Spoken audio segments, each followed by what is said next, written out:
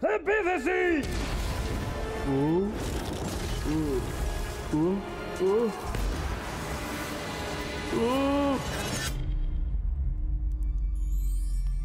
Πρέπει να δουλέψουμε τη στρατηγική σου.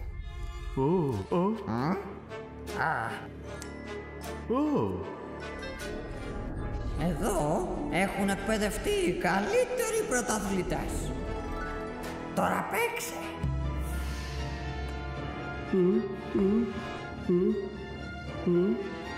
Ναι, δες όλο το στάδιο.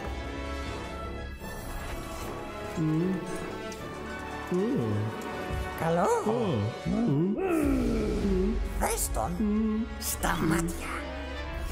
Παρέμεινε ήρεμος όταν σε πιέζουν και βρες τρόπο να τους νικήσεις. Δες όλες τις επιλογές που έχεις και κάνε την κίνησή σου.